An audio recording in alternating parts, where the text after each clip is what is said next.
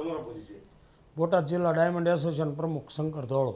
શંકરભાઈ, કંઈક વિશેષ યાત્રા છે હીરા બંજારમાં મંદિર, શું છે વિગત? હાલ બોટાદ જિલ્લામાં 1200થી 1500 કારખાના આવેલા છે અને એમાં 50% હાલ બંધ છે. 2 વર્ષથી મંદીનો માહોલ છે અને શનિવાર 17 તારીખ બોટાદ જિલ્લા ડાયમંડ એસોસિએશન તરફથી સાળંગપુર હનુમાન દાદાને ધજા ચડાવવાનું આયોજન કરેલ હોય.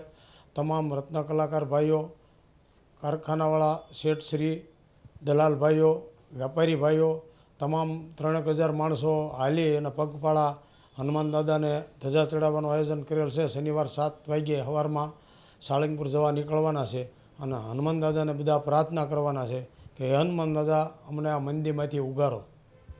જે અત્યારે સ્થિતિ છે બોટાદ જિલ્લામાં અત્યારે મુખ્યત્વે હીરા ઉદ્યોગ છે, આ સિવાય ખેતી છે, તો અત્યારે પછી સ્થિતિ કેવી થશે?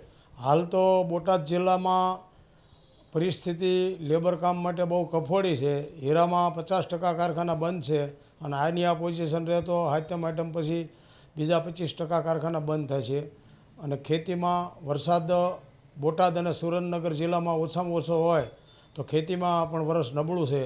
તો બોટાદ જિલ્લાની પરિસ્થિતિ બહુ કફોડી આવતા દિવસોમાં આની આ પોઝિશન રહેશે તો થશે.